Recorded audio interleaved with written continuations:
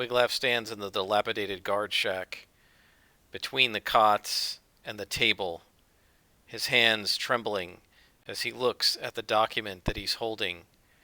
It is a list of people that have been hired to recruit other cultists, hired by the cult of Angus to forcibly recruit others. And as he scans the list, he sees the name of his father's older brother, Macius, Wiglaf's own uncle. He is listed as a recruiter for the cult of death. And now Wiglaf realizes that not only does he have to find out about this cult and figure out what's going on and maybe even try to stop it, but he may have to face a member of his own family and fight someone of his own bloodline if he is to save this area from the cult of death. Hello and welcome. I am Scrapperlock, and this is Ironsworn, Antarctica. We are with Wiglaf, our player character, who is having a lot of trouble on this supposedly relatively easy, troublesome journey, and has several times failed to undertake his journey. He was waylaid at the bridge just crossing the river of Abyssal Iron one hex back and fought a cultist. He was very successful in his battle, but it completely sidetracked him. He originally set out on a journey to find an Iron Priest. And I originally said in the last episode that I wasn't going to change that, but I think we are going to change it. At this point, it's pretty clear as he's following the trail that he is not following a trail to find a settlement where he might find an Iron Priest. He is following the trail of the cultists. And he's on their trail now, and he's fought several of them, and he's following a route that they are guarding. And they wouldn't be guarding Iron Priests, logically. This isn't going to lead him to the Iron Priests. He's following a track that he found by happenstance on the way to the Iron Priests. So we haven't actually made our way anywhere to the Iron Priests. If we want to do that, that'll be a different journey. Instead, we're trying to find the headquarters of the cultists, which probably will be a delve. Maybe a scene challenge. We'll see what happens when we get there. In the last session, we stopped trying to figure out how to pay the price on another miss. And speaking of misses, just want to point out our failure track now has 4 boxes completely filled in and 1 tick on the 5th box. So we're more than halfway, I think, to being able to roll and see if we learn something from our mistakes. But we've got to, I think, get a few more boxes filled in before we try to do that. So if we look at our notes from last session, our first attempt to undertake a journey was one of those ticks on the failure track and led to a miss, which forced us to fight another death cultist, another zealot, who had apparently sensed Tamir's death magic and come to town to help her and just gotten there too late. So he saw Wiglaf fighting her, so he attacked Wiglaf, and Wiglaf and Griff fought this guy and did a pretty good job and managed to do some damage and kill the guy. And then we got Mila, the Iron Warden, and while she was inspecting the dead body and making sure we hadn't murdered this guy, because our character has a reputation for murder, and it was clear he was acting in self-defense, she found the trail that he had been following that left off into the woods. And so Wiglaf then decided to follow this trail, see if he could find where these guys are. And we struggled with this. We got 1 weak hit. We made camp. But then as we kept going, we found a cliff with like a rock slide where the trail left off, so we had to go around the side. And when we picked the trail up again, we found a guard shack. And the trail was sort of leading off into the plains, and just sort of a dirt track. And there was a guard shack with a couple of zealots, and we tried to sneak by, and we failed. And they attacked us. So we managed to defeat them. And then the last move I made was to try to secure advantage in the hut that they were in, the guard shack, which is just a little wooden shed, basically, and maybe find some documentation or something, and we got a miss. And on paying the price, I decided that Wiglaf would find a list of individuals the cultists have, and one of his family members was on it. Now, I imagine that this would be someone from his immediate family who had perhaps been captured. I thought maybe since these guys we've found, they're sort of brainwashing people into joining their cult by claiming that their god, Angus, is going to bring about Armageddon, and the only way to avoid Armageddon is to join the cult. I thought maybe Wiglaf had a younger brother or sister who was like tricked by this and joined the cult. But after asking the Oracle a bunch of questions, it turned out that this is not someone from Wiglaf's immediate family. I don't even know if anyone in his immediate family is around or alive or lives in Longhaven or whatever, but instead is an uncle, not an aunt, and is on his father's side, not his mother's. I did this all by 50-50 asking the Oracle. And so is an uncle named Masias, whose role is a mercenary. This is a guy for a gun for hire or a spear for hire. His goal is to pay a debt, so he's working to pay a debt, and he's willing to take any job that makes him money so that he can pay this debt. He's hostile toward Wiglaf because Wiglaf is a good and honorable person and wouldn't necessarily approve of work for hire for bad guys or for whoever. And also he actually believes Wiglaf was the murderer, doesn't trust him, whatever. So he's hostile toward Wiglaf. The two beautiful descriptors I rolled, and truly randomly, stoic and determined. His activity is gathering, and so I thought, okay, gathering what? How's he a mercenary working for the cult? Well, the cult has paid him to basically recruit people for the cult. And he is not a death cultist. He doesn't have a brand on his arm. He doesn't give a darn about their philosophy. He just wants to be paid. And they're willing to hire him because he has no scruples, and he'll do whatever you hire him to do. He's a fixer, as it were. So he's Wiglaf's uncle. We're not sure where he is. I don't know whether he's going to be at the headquarters or whether he might be out in the field somewhere trying to recruit people, or shall we say strong arm them to going to the death cult. Now this isn't Duskmoor, right? Duskmoor is where the warmongers are. They're working with the death cult. But the death cult has its own headquarters somewhere, probably where this husk is, and maybe even something that's controlling the husk. And we don't know anything about the husk yet, which we may have to roll up at some point if the husk happens to be present. I don't know if we get to the headquarters of this death cult, if it's the headquarters.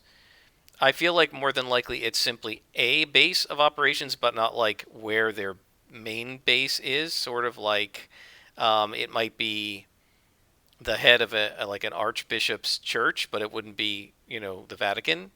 But we'll have to ask the Oracle about that if we ever get there. The way this journey is going, I don't know if we ever will. So it's time for us to kind of begin our work for this session. We failed to secure advantage, but we haven't reached a waypoint yet, so we still have to undertake a journey. We didn't really get anywhere. We were trying to sneak past this cabin, and we were waylaid by these guys who are all dead now. And we were trying to find some information, but we didn't really find anything useful, although we now do know the bad news that we may have to face Uncle Masias when we come across these cultists, or at some point. We're going to have to try to stop him somehow. So Wiglaf is going to try and undertake a journey again and see if we can perhaps get past here into a place where we can camp for the night. So again, it's a troublesome, so we get 3 progress per hit, but we're rolling plus wits, and we don't have any bonuses because we failed our secure advantage. However, the reason we failed that, and I just want to review, is we do have 8 momentum, and I could have turned it into a strong hit, but I felt that I really want to get somewhere with the journey, and securing advantage doesn't actually get us anywhere, right? It gives us a +1 to the roll, but we're still rolling at only plus wits, and our wits are only 2. And by the way, this is why at some point I want to try to get the Wayfinder asset, because the Wayfinder asset says when you undertake a journey, take a +1 momentum on a strong hit. If you burn momentum, you can also take +1 momentum after the reset. That's the first notch, and then when you improve it, when you secure advantage or gather information, get an additional +1. And when you swear a vow to safely get someone home, you get more +1s. So it's not going to give us like +1 to actually the roll, but at least it'll give us a chance to maybe help when we burn momentum and stuff on our journeys. So anyway, we're going to undertake a journey. We're rolling at plus wits. We don't have any other bonuses. We do have 8 momentum. And we're going to see if we can make it away from this cabin and out into the wild somewhere and perhaps find somewhere to stop. And we roll a 5, which is pretty good. +2 is a 7 against a 7 and a 5. So it's a weak hit. So that means we reach a waypoint and we mark progress, but we suffer another -1 supply. So our supplies are dwindling. And so what this means is I think it takes us a while. We're trudging through what's now the open plains. If we look at the map, we're now moving into this hex here, I guess, or maybe this hex here. Yeah, let's say we're going north, or well, not actually up, which is actually east. So we're continuing east, and we move into the next hex, and it's kind of just a grassland and some hills, and it's pretty rough terrain. And because we're going up and down, we don't get very far. And I would say Wiglaf travels for quite some time, well into the deep of the night, where it gets very dark, before we perhaps find a place to shelter. And there's nowhere to hunt. We don't have any food, and so it costs us a supply. So Wiglaf loses one supply, but we do make progress. So I don't think at this point, based on the narrative, that it makes a lot of sense to try and argue that we have completed the journey here. Right? You can do this. We could roll at sixes and hope that we can to beat that with at least one of the dice. But the problem is that narratively, I can't imagine what we would find out here. A day's journey or so from the cabin, and we just kind of blew a secure advantage. I don't feel like narratively we should be there yet. I feel like we've got to get to another waypoint, and that might be the destination. So let's see what we can envision of what do we find. So let's see. Let's roll a location descriptor.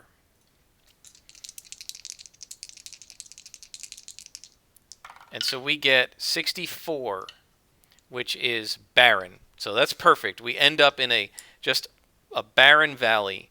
There are a couple of dead tree trunks, maybe a few trees that would be alive in the summer but are still bare of leaves, and a bunch of dirt and some patches of brown grass, and there's just nothing really here. We're basically just camping in the open. And so it's not a comfortable place, and Wiglaf kind of has no choice but to camp there, and it's not restful, and we have to use our supplies up. Now, we could possibly take some time the next morning to try and scavenge for food, but I think that narratively there isn't anything here because it's barren, so we're not going to do that. But we are going to make camp. And we roll plus supplies. And now we're only rolling at +3 because we've lost some food and supplies. And we have to feed Griff from our own store of salted pork, which Griff doesn't love. He'd rather have some regular dog food, kind of fresh meat, but he'll eat it. And we're starting to run a little low on our supplies. So we're rolling at +3. And we got a 4 + 3 is 7 against a 4 and a 3, so it's a strong hit. So we can take 2 of these. So we're going to take +1 momentum, and we're going to add +1 when we break camp to undertake the journey. So that brings our momentum up to 9. And we will get +1 to undertake a journey. So they camp for the night. They build a small fire. They huddle together under Wiglaf's tent.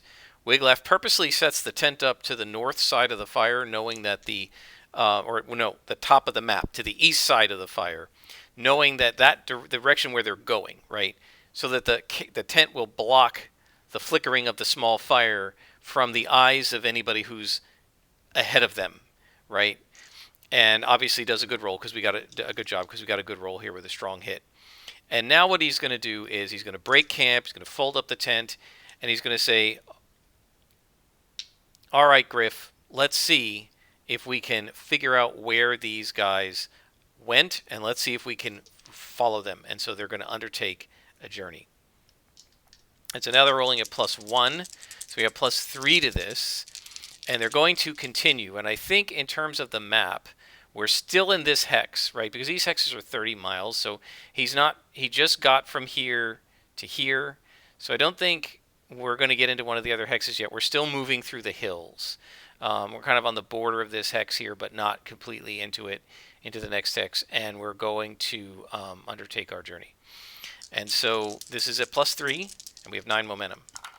We get a 5, not bad on our action die. +3 is 8 against a 5 and a 2. So we get a strong hit, finally. So we make a good use of our resources and mark progress. So we go back to the progress track. So this is now 9 progress. Okay, and we reach a waypoint, and we have to imagine what we found. But I think for this, I want to see if we have completed our journey, right? Because if we've completed our journey, I think we're going to find a delve.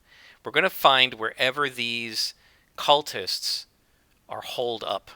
If we don't complete our journey, we're going to find something else, right? And then I'll roll a action and theme or something and see what we found. And if we don't complete the journey, we're probably going to have something negative happen, right? We're waylaid by a perilous event or something.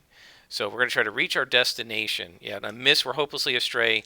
So if we miss, it's good. The trail's going to just maybe dead end, and then we'll see where we ended up that wasn't where we're supposed to be. So we're rolling just against a 9 progress, and we get a 5 and a 9, which is a weak hit. We arrive, but we face an unforeseen hazard or complication.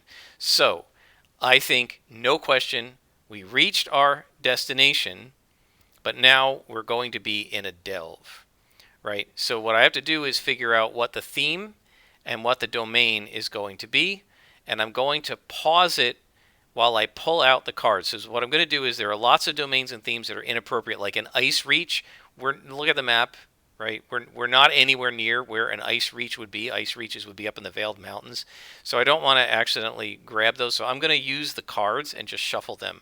But first I'm going to pick out the cards that make the most sense, and then we'll shuffle them and see what we get. So I'll just pause it here, and I'll bring you back when I'm ready for us to find out what kind of a delve we have reached. All right, so I have removed from the themes Infested, Ravaged, and Wild, as I don't think those really make a lot of sense. So the options are Ancient, Corrupted, Fortified, Hallowed, and Haunted. So I'm going to mix the cards around, and then I'm going to just draw a card, and that'll be the theme that we pick. So here we go. We are in a haunted something. Okay, so haunted is restless spirits are bound to this place. This makes total sense since it is a place run by death cultists, or at least where they hide. And I think it would make sense that the husk would be here. Then for our domain, I removed. Let's see here. I removed Fortified because we've already done that, and I feel like that's boring. Corrupted. Well, actually, Corrupted should be here. Tainted by dark magic. Yeah, we'll keep that. So I removed Fortified. I removed Hallowed. No, wait, I'm doing this wrong. Yeah, no, I'm sorry. I picked up the wrong batch. Hang on. Let me pause again because I screwed this up. Yeah, sorry, those were themes. I removed Frozen Cavern, Mine, Ice Reach, Sea Cave, Shadow Fen, and Stronghold I removed because we've done it already. The others just don't make any sense. Shadow Fen should be in a marsh. We're not in the marshes. A Sea Cave, we're not in the sea. Ice Reach doesn't make sense. Mine doesn't make really any sense to me. Why would they be in a mine? Frozen Cavern. And Tanglewood, we're not in the woods. And so the ones that we have as options are a barrow, a cavern, a pass, like through the hills, right? A ruin, or an underkeep. And so we'll see which of these there are. So I'm going to mix them up again. And we select cavern. So it is a haunted cavern. And so I'm going to pause it again, and I will pull those out of the PDF file and set up a new delve. And when I've got it set up, we'll get started. And we have to face an unforeseen danger here. So I'm going to have to roll action and theme and see what that is too. Maybe guards outside or something. But let me set up the delve first. All right, folks, and welcome back. It's taken me about a half an hour to set up my playscape here. We now have our haunted cavern set up. I randomly rolled it to be a formidable quest. I think that makes sense.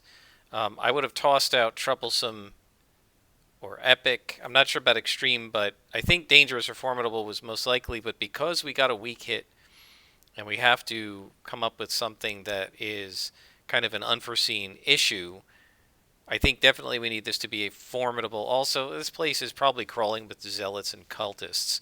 So I figured out what kinds of creatures there are, and it took me time to actually copy and paste some of them into our notepad so that I can reference them. Definitely there should be zealots, and they're very common, so I gave them actually 2 places where they can be found, 56 to 69 and 1 to 27, so it's about a 40% chance of encountering a zealot. Deep rats make sense. These are rats that live in caves, and they're probably all over the place here. A thrall. This makes sense. Either something that is under the control of the husk, or something that is in control of this haunted cavern. Don't know what's exactly going on in here. And then nightmare spiders, again, they live in caves, so they're found around here. Bone walkers are kind of like skeletons. More thralls. Cave lions live in caves, usually not in this area, more of the hinterlands and the Tempest Hills, but I think, it's only 5% chance. The husk. If it's the husk, this is going to be the husk. And then the haunt, which is like a ghost, and a wight, which is sort of an undead creature that is protecting an area or whatever. These guys would be, my guess is the bone walker, the haunt, the wight would not necessarily be allied to Angus. Maybe they are, maybe not, but they could be just creatures haunting and protecting this cavern. So it might be multiple factions in here. The zealots took it over, and they're using something in here to like increase their power or give them the ability to do a ritual or whatever. And maybe the skeletons and zombies and stuff and ghosts that live in this cave aren't too happy to have them in there, but they wouldn't necessarily be friendly to Wiglaf either. So I sort of picture 3 factions here: Wiglaf, the cultists, and well, actually 4, the haunted things, and then the animals, which would probably be fairly immune to the spirits, but would be hostile to anything like mammalian, right? Any like person. I feel like there's multiple factions here, which makes it definitely formidable and interesting. And now we got to do is come up with a name. So site name.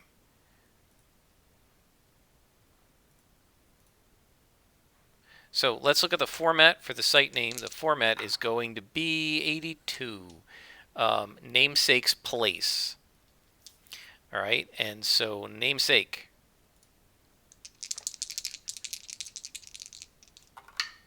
Is a 36. So this is going to be Kajirs. And then the place is going to be in Cavern 52. Kajirs Hollow. Okay. Well, don't like that because a hollow sounds like the woods. So let's try another one. Let's flip it. It was 56, was it? I can't remember. Let's roll again. 04, Abyss. Oh, I kind of like that. Okay, this is Kajir's Abyss. So these are deep caves that go down into the depths. Kajir's Abyss. And I'm going to have a little fun here, and I downloaded the Modesto poster, which is actually the font used in Ironsworn. So Kajir's Abyss. And so this is some deep, haunted cave network. Okay, so these are, caverns deep into the depths. And obviously we're going to have an entrance.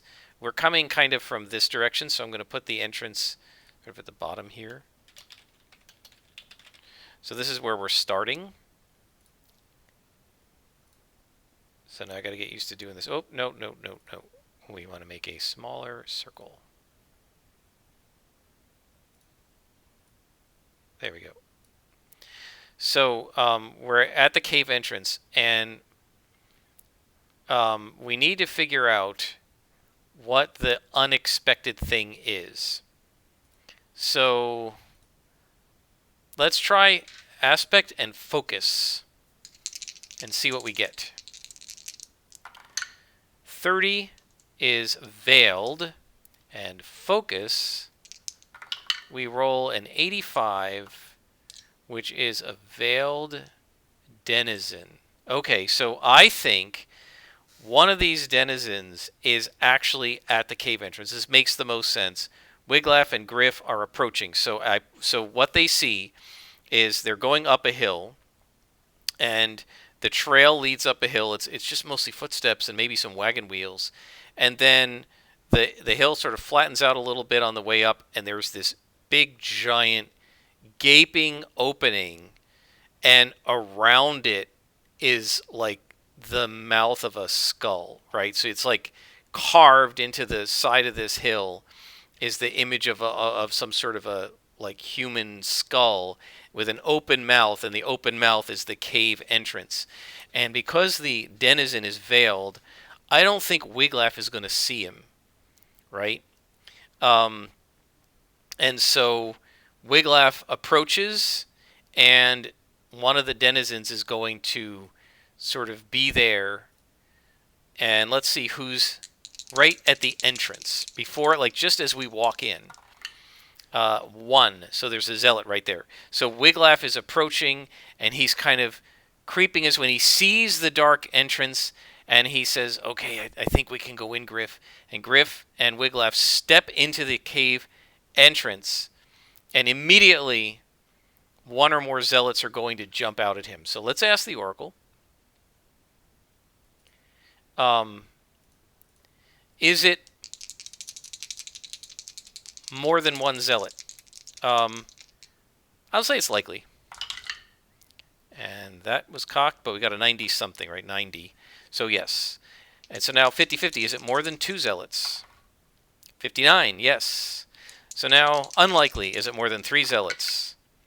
44, no. So three zealots. So Wiglaf enters the cave, and what he doesn't know is there's like a secret door on one side of the cave where they have a little hole where they can watch. And so he walks in, and as soon as he gets inside, these guys are going to pull open the door and jump him. However, I do think we need to mark our progress on our quest, because we've now found this abyss, which is where at least these guys are holed up. And it's a formidable quest, so we get one tick here. All right, so we're getting a little closer on our quest. All right, so we're going to enter the fray, and we're being ambushed.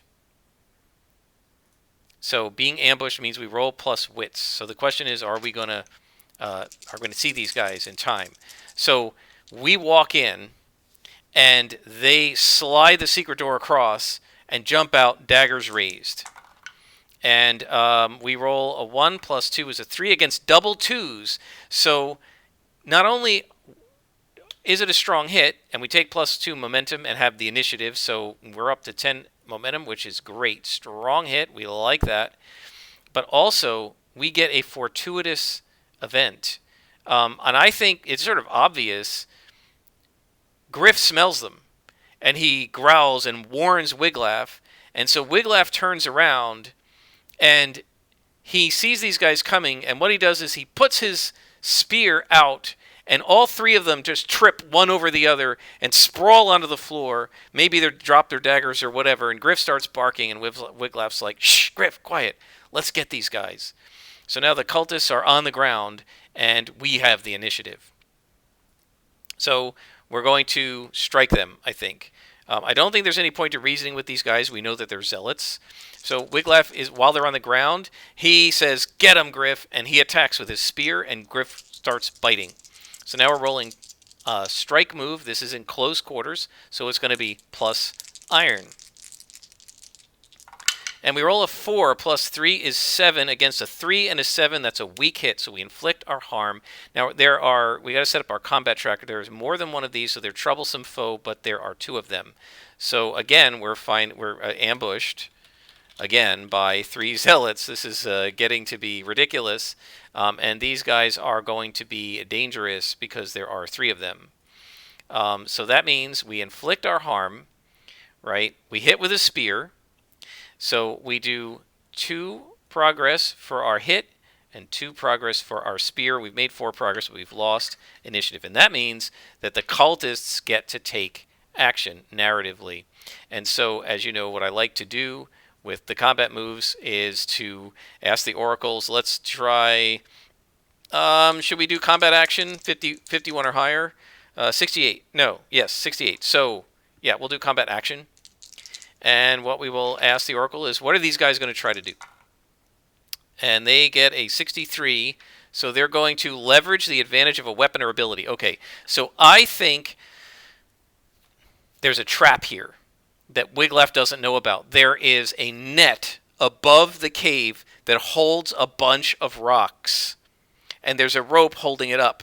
And one of the cultists get to their feet. So Wiglaf stabs one of the cultists. The other two cultists get to their feet, grab their daggers off the floor, and one of them says, bring the house down, right? Which is like their code.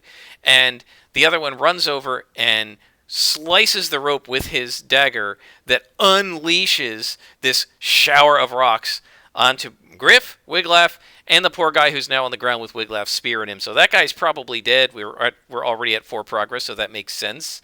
But now the rocks are coming down on Wiglaf and his dog. And so now I think we're going to face danger, right? Because we're kind of defending ourselves, and we're trying to get out of the way. So this is going to be plus edge. And Wiglaf,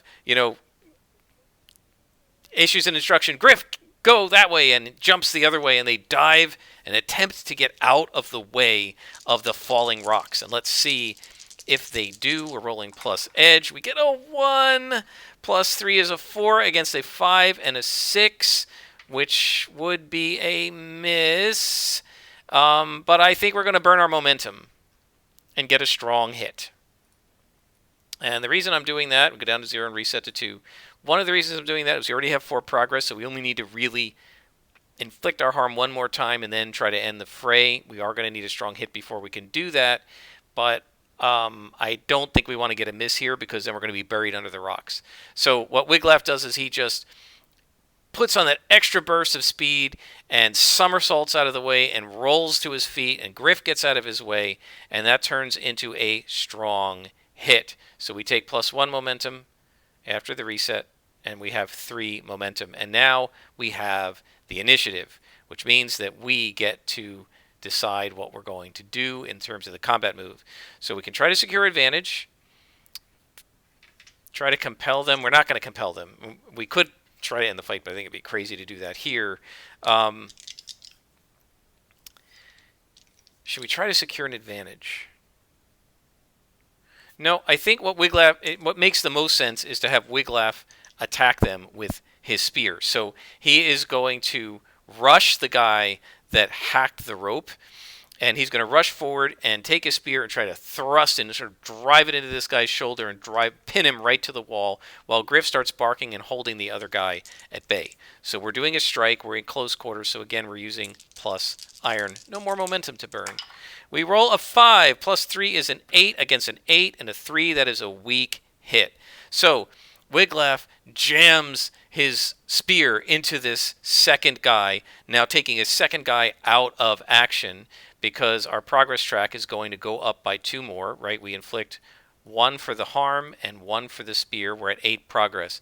But we lose the initiative, and I think what this means is that the other guy, the other zealot, has Griff at bay, and he's got the dagger, and he's going to be able to attack Griff. And so Wiglaf turns and curses because his dog is now sort of trapped between like all the rocks on the floor that he can't run across because his footing is unsure, and the zealot and the wall, and Griff is sort of whining and isn't sure what to do because he's not a war dog, right? He's just a loyal companion.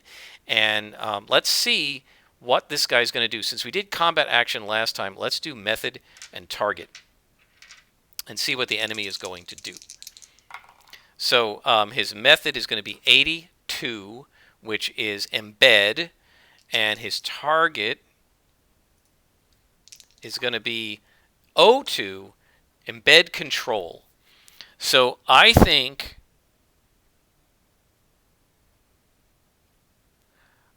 what he's going to do, I like this. He's going to pull out a rope, and he's going to like make a noose out of, make a lariat out of it, spin it and throw it, and he gets it around Griff. So he's kind of lassoed Griff, and Griff is, so while Wiglaf was jamming his spear into the one guy, right? The other guy pulled out a rope that had a loop on it, made a lasso of it, and caught Griff. So now Griff is being kind of pulled like on a leash and sort of choke chained by this guy and is kind of whining and choking.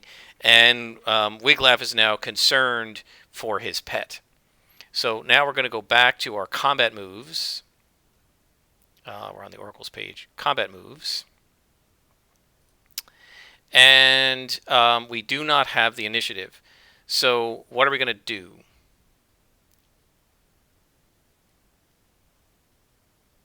I think Wiglaf is going to rush this guy.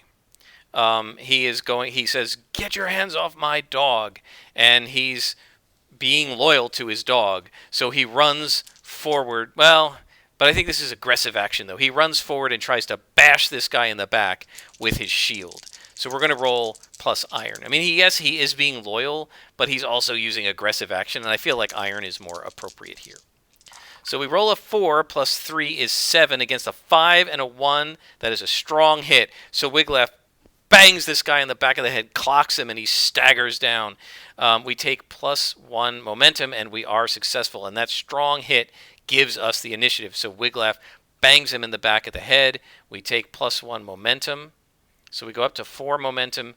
We're at 8 progress at this point. I think while this guy staggers down to the ground, and Wiglaf grumbles to this, and he says, "You zealots, I keep saying that I'm not a murderer, and I'm not, but you keep forcing me to kill you." And he drives his spear into this guy's back while he staggers on the ground. So we're now rolling our 2 dice against 8 progress, and we get a 9 and a 5 on our end of the fray.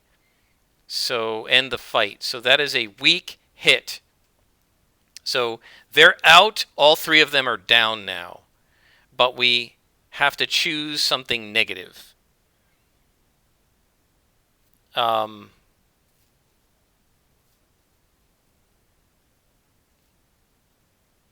So let's see. I think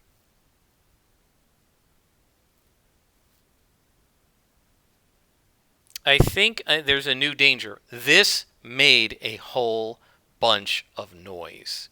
And it's going to attract, we haven't even moved in this delve yet.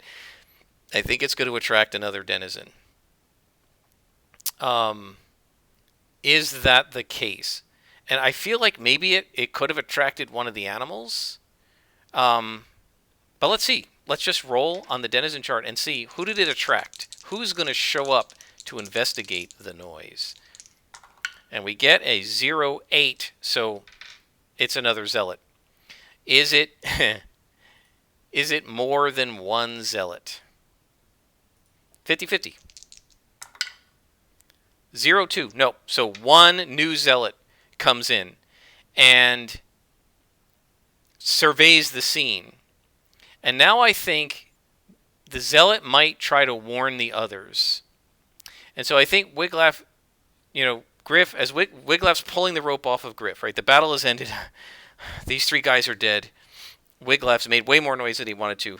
Stand still, Griff. Hold still. And he slowly pulls the rope over Griff's head. And while he's doing that, Griff starts growling and, whining and, doing the pointer move like a pointer dog toward Wiglaf to look behind him. And Wiglaf turns behind and he sees a zealot who came to investigate and goes like, and is now ready to turn and run and sound the alarm. Right, and now Wiglaf is going to try to stop him. So Wiglaf is going to take his spear and hurl it at this guy and see if he can just spike him with it. See if he can get him in the back. So this is face danger plus edge. We haven't thrown our spear before. He's going to throw that spear and try to see if he can get this guy and at least do enough damage to stop him. So this isn't going to be like a combat. We're just going to see if we can be successful facing danger plus edge. What's our momentum here? I don't think it's very good. It's only 4, not great. Let's hope we can succeed. I think this is going to be the last move either way, guys, because it's been a while. Oh, we roll a 6. We didn't even need the plus edge. Plus 3 is 9 against a 5 and a 2. Strong hit. So Wiglaf hurls this thing with absolute perfect precision right in the back of the zealot, and he collapses. And we gain plus 1 momentum. So now all 4 zealots are dead. Wiglaf is definitely used to killing people now, although I don't think we can call any of this murder since they attacked him first in every single case. And they didn't even get a chance to do any magic here because they were trying to execute the trap and rope Griff. And so now Wiglaf takes his dog and he kind of massages his neck because the dog was sort of hurt. And Wiglaf, the secret door is still open, so we might want to go through there. Or perhaps he's going to gather up all these bodies if what's behind it is just like a little secret door, just like a little alcove, and just throw all the dead bodies in there. But I think we're going to have to figure that out in the next episode because this has been a long one already at 40 minutes, and I think we should stop here. So we've made some progress on our quest. We have 6 progress on our quest, and we're now in another delve. We haven't gone anywhere. We haven't even delved the depths yet. That's going to be what we do next. It was just the entrance, and all of this consequence was because we got a weak hit, and there we had to get some sort of an unforeseen thing that complicated, and I think definitely this complicated our quest. We're low on supply, which is not good. We only have +3 supply, but we're good on health, and we're good on spirit, and we've got 5 momentum, which isn't too bad. And Griff is at full health, I believe, so he can still help us. So I think we're doing okay, and we're in the middle of this delve, and we're now going through a cavern, like an actual dungeon, which is, I think, something that Delve excels at, and I'm going to be really enjoying this. My guess is the next several sessions will be made up with this Delve since it's formidable, and we haven't even gotten a box yet. We've got to figure out what's going on here. Is something behind the thrall or the husk? Is the husk controlling things? Is the husk here? Can we encounter it and figure out what's going on? And also, is our uncle here? Don't know that either. In fact, I think that's what we should put here is Macias, right?